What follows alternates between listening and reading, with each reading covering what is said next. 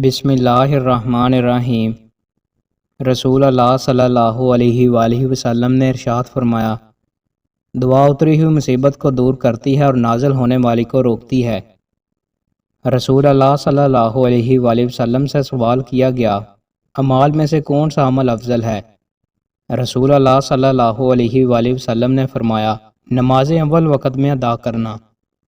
رسول اللہ صلی اللہ علیہ وآلہ وسلم نے ارشاد فرمایا، اللہ تعالیٰ صرف وہی دعا قبول کرتا ہے جو خالص اس کے لیے ہو اور اس سے اللہ کی رضا مقصود و مطلوب ہو۔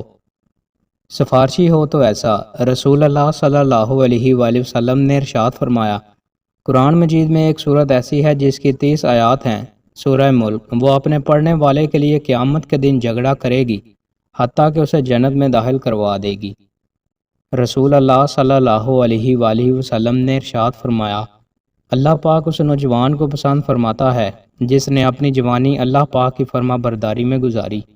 رسول اللہ صلی اللہ علیہ وآلہ وسلم نے ارشاد فرمایا، اگر تمہیں کسی کو نماز میں مشغول اپنے بھائی کے آگے سے گزرنے کا گناہ معلوم ہو تو اس کے لیے 100 برس کھڑے رہنا ایک قدم اٹھانے سے بہتر ہوتا۔ رسول اللہ صلی اللہ علیہ وآلہ وسلم نے ارشاد فرمایا، یہ دونوں حسن و حسین میرے بیٹے اور میرے نواسے ہیں، اے اللہ میں ان دونوں سے محبت کرتا ہوں، تو بھی ان سے محبت کر اور اس سے بھی محبت کر جو ان سے محبت کرے۔